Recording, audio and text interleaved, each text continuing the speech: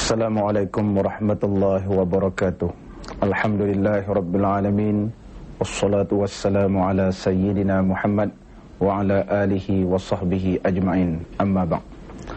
Yang saya hormati penonton-penonton TV3 dalam rancangan Laman Nurani. Alhamdulillah, pada pagi yang berbahagia ini, marilah kita sama-sama memperhatikan sepotong hadis Nabi SAW yang menghuraikan tentang kesempurnaan iman. Nabi SAW ada bersabda, "Man kana yu'minu billahi wal yawmil akhir falyaqul khairan aw liyasmut, wa man kana yu'minu billahi wal yawmil akhir falyukrim jarahu, wa man kana yu'minu billahi wal yawmil akhir falyukrim dhaifahu." Rawahu al-Bukhari wa Muslim. Hadis yang diriwayatkan daripada Abi Hurairah radhiyallahu an, bahawa Nabi SAW telah bersabda, barang siapa yang benar-benar beriman kepada Allah dan hari kiamat, maka hendaklah ia bercakap dengan perkataan yang baik, ataupun ia diam. Dan barang siapa yang beriman dengan Allah dan hari kiamat, maka hendaklah ia menghormati jirannya. Dan barang siapa yang beriman kepada Allah dan hari kiamat, hendaklah ia memuliakan tetamunya. Hadis yang diriwayatkan oleh Imam Bukhari dan Imam Muslim. Berdasarkan daripada hadis ini, maka dapatlah kita mengambil kesimpulan, seseorang itu tidak dikirakan sempurna imannya, melainkan memenuhi 3 syarat tersebut. Yang pertama, iaitu hendaklah ia berkata dengan perkataan yang baik. Yang kedua, sekiranya ianya ada jiran, hendaklah ia menghormati jirannya. Dan yang ketiga, apabila tetamu datang ke rumahnya, hendaklah ia memuliakan tetamunya. Maka kita perlu lihat terlebih dahulu tentang pembahasan hadis yang pertama, iaitu barang siapa yang beriman kepada Allah, hendaklah ianya bercakap dengan perkataan yang baik. Sebagai seorang Muslim yang benar-benar beriman kepada Allah dan hari kiamat, sayugianya kita sebagai seorang hamba Allah, hendaklah sentiasa memastikan bahawa perkataan kita benar-benar menggembirakan kawan sahabat kita. Kerana orang yang beriman sentiasa memperhatikan apakah yang akan keluar daripada mulutnya. Akibat dan implikasi daripada segelintir daripada umat Nabi Muhammad SAW yang tidak menjaga dari sudut percakapan, sehingga berlakulah pergaduhan sesama manusia. Oleh sebab itu hadis ini amat penting sekali kita ambil pengajaran untuk menyelesaikan masalah konflik di kalangan umat Nabi Muhammad SAW ni. Perlulah kita mengambil perhatian. Kalau kita tidak tahu dalam satu perkara, lebih baik kita diam. Ataupun kalau kita tahu dalam perkara tersebut, hendaklah kita bercakap dengan perkataan yang baik, yang tidak menyinggung perasaan orang. Apabila kita ni tidak memperhatikan dan tidak mengambil pengajaran hadis Nabi SAW, kita selalu bercakap dengan lepas, kita bercakap tanpa ada batasan, sehingga kawan-kawan kita rasa terguris, barangkali akan mencetuskan pergaduhan dan akan mencetuskan perkara-perkara yang tidak diingini akibat daripada kita ni tidak beriman kepada Allah dan beriman kepada hari kiamat. Tanda orang itu beriman kepada Allah dan hari kiamat, maka natijahnya dia bercakap dengan perkataan yang baik. Bagaimana bukti percakapan yang baik? Iaitu setiap perkataannya berlandaskan Al-Quran dan sunnah Nabi SAW, dan memberi peluang orang bercakap terlebih dahulu dan tidak memotong percakapan orang lain. Kebanyakan kita ni, walaupun ianya dianggap sebagai orang yang baik dan sebagainya, tetapi suka memotong percakapan orang. Ini adalah merupakan adab yang tidak baik, yang perlu kita hindarkan. Kita merasakan kita hebat semuanya. Bila ada orang memberi pandangan, kita potong cakap dia. Ada orang memberi idea, kita potong cakapnya. Adalah ini perkara yang tidak baik, yang seharusnya kita sebagai seorang Muslim memberi ruang kepada sahabat-sahabat kita untuk melontarkan idea. Barangkali idea yang dilontarkan memberi manfaat kepada kita semua. Oleh sebab itulah Islam amat menjaga hubungan di antara sesama manusia. Hubungan dia sesama manusia adalah amat penting sekali. Dan apabila kita melihat di kalangan umat Nabi Muhammad SAW, apabila tidak mengambil pengajaran daripada hadis tersebut, selalu menunjukkan perasaan marah dan selalu menunjukkan perasaan tidak puas hati di atas apa yang dicakapkan, dan selalu mengeluarkan bahasa-bahasa yang kesat, selalu mengeluarkan bahasa-bahasa yang dianggap tidak sesuai sebagai seorang Muslim yang beriman kepada Allah Subhanahu wa taala. Islam melarang keras kepada umat dia mengeluarkan bahasa-bahasa yang kesat, bahasa-bahasa yang mencarut, bahasa-bahasa yang memaki-maki, kerana ini bukan datang daripada agama Allah Subhanahu wa taala. Berdasarkan hadis ini, maka orang yang benar-benar beriman kepada Allah dan hari kiamat, hendaklah ia bercakap dengan perkataan yang baik, ataupun tidak boleh bercakap dengan perkataan yang baik, hendaklah ia diam. Cukup cantik hadis ini, cukup cantik. Kalau kita sebagai seorang yang benar-benar yakin kepada hari kiamat, selepas ini kita perhatikan setiap perkataan yang keluar daripada mulut kita. Jangan kita mengeluarkan perkataan yang boleh membawa dosa kepada kita. Kalau kita berdosa kepada Allah, kita boleh bertaubat kepada Allah Subhanahu wa taala. Tapi kalau kita berdosa kepada manusia, maka kita perlu meminta ampun dan maaf kepada orang yang kita umpat, kepada orang yang kita kata. Oleh sebab itu, sama-samalah kita ini menghayati hadis yang pertama ini, iaitu kita jaga diri kita ini supaya tidak termasuk di kalangan hamba-hamba Allah Subhanahu wa taala yang rugi. Dan apabila ianya menyesal di akhirat, tidak ada apa guna lagi. Tidak ada apa guna menyesal di akhirat. Oleh sebab itulah, kita sebagai seorang yang beriman kepada Allah Subhanahu wa taala sentiasa memperhatikan setiap pergerakan kita ini bertepatan dengan kehendak Allah, bertepatan dengan kehendak apa yang dibawa oleh Nabi SAW, dan menghindarkan segala apa yang dilarang oleh Allah Subhanahu wa taala. Mudah-mudahan kita semua termasuk di kalangan orang-orang yang mulia di sisi Allah. Dan insya-Allah kita sambung pula sebentar lagi tentang pembahasan hadis Nabi yang kedua. Lagi hadis Nabi SAW tentang huraian hadis yang kedua, yang mana Nabi SAW bersabda, yang maksudnya barang siapa yang beriman kepada Allah dan hari kiamat, hendaklah ia memuliakan dan menghormati jiran tetangganya. Berdasarkan hadis ini, Nabi SAW menganjurkan kepada umatnya supaya sentiasa menjaga perasaan orang lain, terutama sekali masalah jiran. Jiran di dalam Islam tidak membezakan sama ada ianya Islam ataupun tidak. Hadis ini secara umumnya menghuraikan kepada kita ataupun memperjelaskan setiap siapa pun jiran kita perlu kita hormati dan perlu kita jaga perasaan jiran kita. Oleh sebab itulah ulama-ulama menyatakan bahawa hubungan kita sesama jiran terbahagi kepada tiga. Yang pertama, hak sebagai jiran yang bukan Islam. Walaupun neighbor kita ataupun jiran kita bukan Islam, kita perlu jaga hati mereka. Dan kita tidak boleh melakukan perkara yang boleh menyakiti hati mereka. Dan kita tidak boleh melakukan perbuatan sewenang-wenangnya. Kita ada di kalangan kita merasakan jiran kita bukan Islam, kita boleh buat apa saja. Orang yang melakukan sedemikian rupa, itu adalah tanda orang yang tidak sempurna imannya. Cukup jaga Islam, cukup jaga hubungan sesama manusia. Sama ada kamu Islam ataupun bukan Islam. Tetapi hubungan sesama manusia perlu kita jaga. Sekiranya jiran kita itu adalah jiran seorang Muslim, ianya juga perlu kita jaga. Kerana kita sesama orang Islam dan sesama bukan Islam juga kita jaga, sesama orang Islam pun kita jaga. Dan kita sentiasa memperhatikan keadaan-keadaan keluarga di sebelah keluarga mereka supaya tidak melakukan perkara yang dilarang oleh Allah Subhanahu wa taala. Kita prihatin sekiranya jiran kita melakukan perkara yang bertentangan dengan hukum Allah, kita sentiasa tegur menegur. Kerana ciri-ciri orang yang beriman kepada Allah iaitu saling nasihat menasihati sesama mereka. Kalaulah ada di antara jiran kita tidak melakukan perkara yang disuruh oleh Allah Subhanahu wa taala, kita sentiasa nasihat menasihati.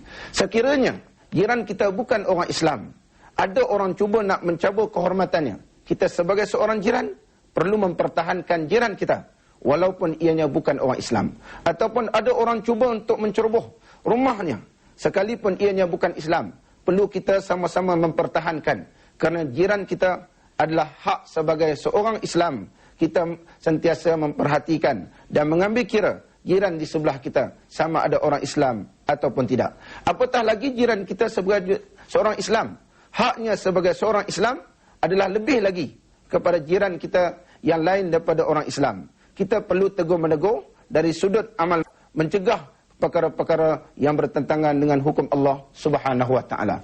Golongan yang ketiga iaitu hak jiran, kaum kerabat kita. Kaum kerabat kita. Sekiranya kaum kerabat kita merupakan jiran kita dan kita ada hak untuk mempertahankan dan menjaga hak kaum kerabat kita. Sekiranya mereka itu susah, kita perlu tolong mereka.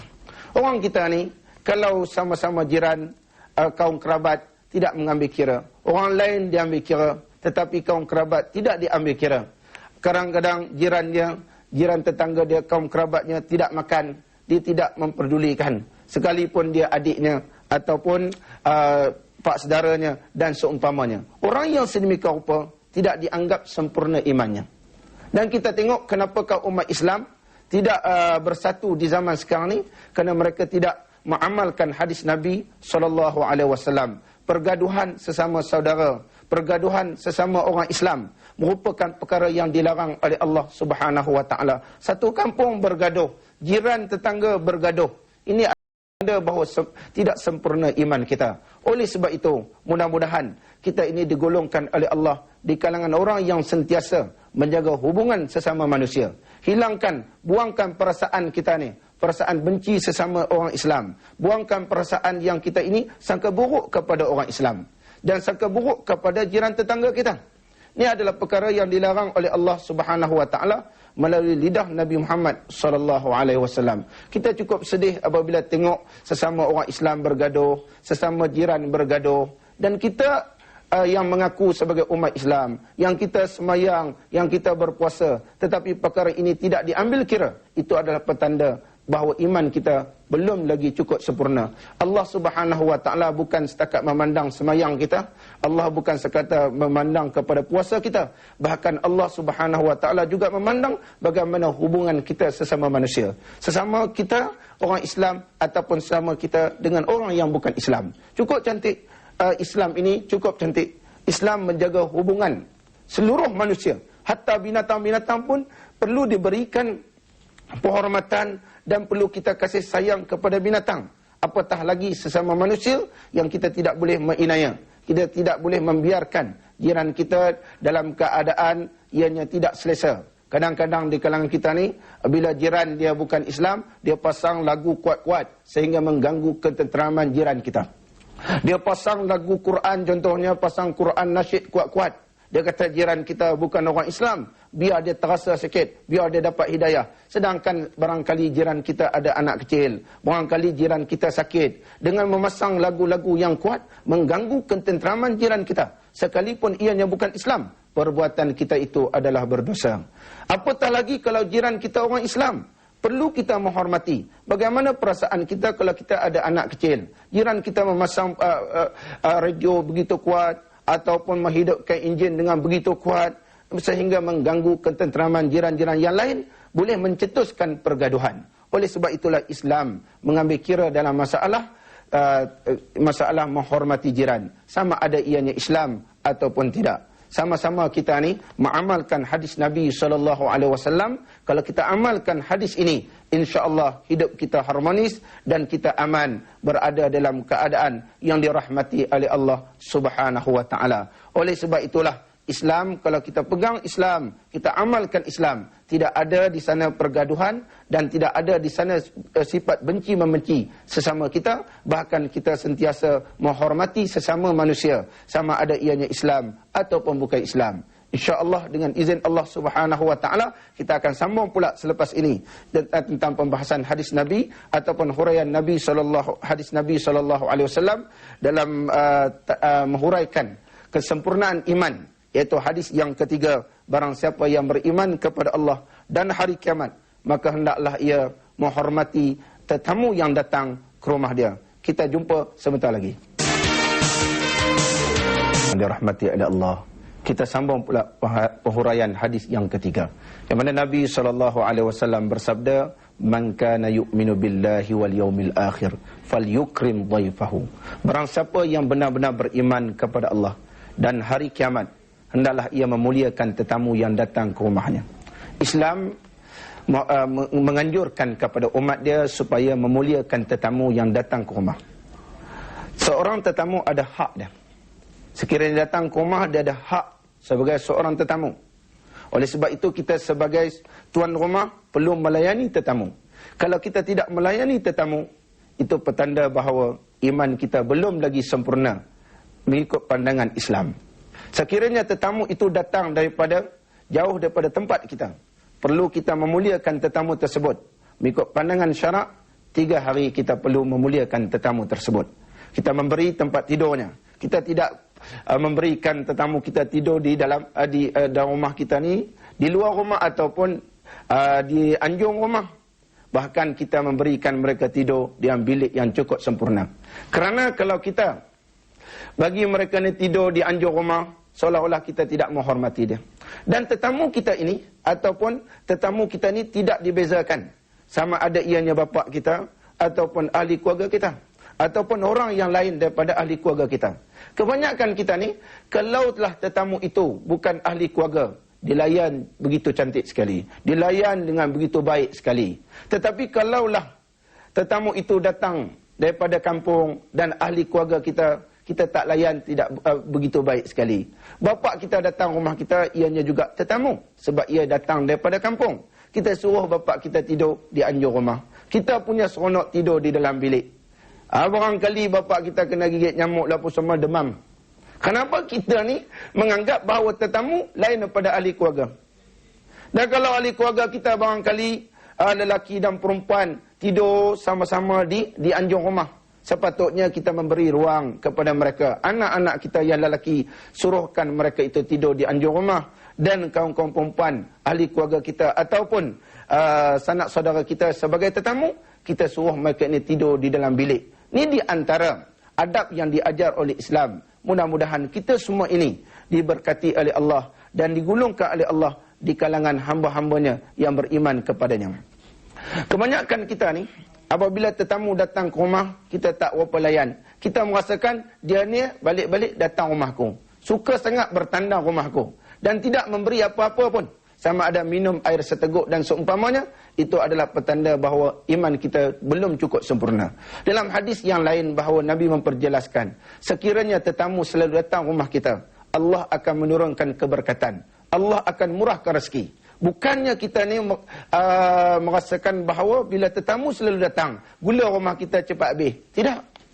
Barangkali keberkatan yang Allah akan turunkan dan berikan kepada kita, anak-anak kita menjadi anak yang soleh dan solehah. Ahli keluarga kita dalam keadaan aman dan tidak ada pergaduhan. Dan harta kita, harta benda rumah kita dijamin oleh Allah dan dijaga oleh Allah melalui para malaikatnya. Barangkali tidak berlaku kecurian dan sebagainya. Apabila kita tidak memuliakan tetamu ni, keberkatan rumah itu sudah berkurang. Kebarangkalian berlakulah perkara yang tidak diingini. Kecurian berlaku, anak-anak kita barangkali tidak berapa menjadi, ataupun berlakulah pergaduhan sesama ahli keluarga kita. Barangkali hubungan di antara keluarga tidak begitu rapat. Ini di antara orang-orang yang tidak mendapat keberkatan di sisi Allah Subhanahu wa taala. Masalah berkat ini perlu kita yakin, iaitu Allah yang memberi keberkatan. Keberkatan yang memberi maksud menambahkan ketakwaan kita kepada Allah Subhanahu wa taala. Sesiapa yang sentiasa tetamu datang ke rumahnya, janganlah ia merasakan bahawa menghabiskan beras dia, menghabiskan gulanya dan seumpamanya. Perlulah ia yakin bahawa Allah akan memberikan rezeki yang melimpah luas apabila ianya mengamalkan hadis Nabi SAW. Tetamu juga tidak dibezakan. Sama ada tetamu itu orang Islam ataupun tetamu itu bukan orang Islam. Islam tidak membezakan di antara tetamu orang Islam ataupun tetamu bukan Islam. Sekiranya tetamu kita itu bukan orang Islam, dia ada hak sebagai seorang tetamu yang bukan Islam. Dan perlu kita melayani dia seperti sahabat-sahabat dan tetamu kita yang daripada golongan orang Islam. Apabila ianya seorang tetamu orang Islam, maka ianya ada hak sebagai tetamu seorang orang Islam. Yang perlu kita ni menjaga tetamu kita dari sudut ibadat ahli mereka. Contohnya, tetamu kita nak semayang, kita perlu menyediakan kepada mereka sejadah, kita perlu menyediakan kepada mereka pakaian-pakaian untuk mereka ini menunaikan ibadat kepada Allah Subhanahu wa taala. Kita menjagakan aurat dan batasan ahli keluarga kita apabila tetamu datang ke rumah kita. Ini perkara yang perlu kita ambil perhatian. Barangkali di kalangan kita ini tidak mengambil perhatian masalah sekiranya tetamu datang ke rumah, aurat tidak dijaga, Apabila aurat tidak dijaga, kita ini juga termasuk di kalangan orang-orang yang belum sempurna keimanan. Kerana tetamu ada hak dia, iaitu barangkali tetamu ini ingin menjaga matanya, ingin menjaga segala pergaulannya. Tetapi kita sebagai seorang tuan rumah tidak menjaga masalah hubungan kita sebagai orang Islam, hubungan kita sesama hamba Allah Subhanahu Wa Taala, dan anak-anak kita telah mendedahkan aurat, menyebabkan ahli keluarga kita berdosa apabila menayangkan aurat tersebut kepada tetamu, dan tetamu merasakan dirinya tertekan kerana dia susah untuk menjagakan matanya apabila aurat berhadapan di hadapan matanya. Oleh sebab itulah Islam menganjurkan kepada kita supaya memahami konsep beriman kepada Allah Subhanahu Wa Taala ni, di antaranya memuliakan tetamu yang datang. Bagi tetamu yang datang ke rumah kita, hari yang pertama kita perlu memberi makanan yang cukup lazat dan cukup istimewa kepadanya. Barangkali walaupun kita tak pernah makan ayam, hari pertama kita perlu bagi makan ayam. Sekalipun anak-anak kita makan kaki ayam aja, kita berikan tetamu makan paha ayam. Hari kedua kita beri apa? Kita bagi juga kepada tetamu ni telur contohnya. Telur. Itu yang mampu bagi kita. Dan hari ketiga kita bagi dia ikan masin. Hari keempat tidak wajib kita lagi menghormati, kerana kepada orang yang sebagai tetamu, kita wajib melayaninya selama 3 hari saja. Lebih daripada 3 hari tidak menjadi kewajipan kepada kita. Bahkan tetamu itu sepatutnya faham-fahamlah, perlulah mencari ke tempat yang lain, kerana kewajipan sebagai tuan rumah sudah habis. Dan kita sebagai seorang Islam perlulah memahami sebagai seorang tetamu bagaimana kita sebagai tuan rumah dan seorang tetamu. Mudah-mudahan penghuraian hadis yang secara ringkas ini mendapat pendoman dan hidayah kepada kita. Sekian, wassalamualaikum warahmatullahi wabarakatuh.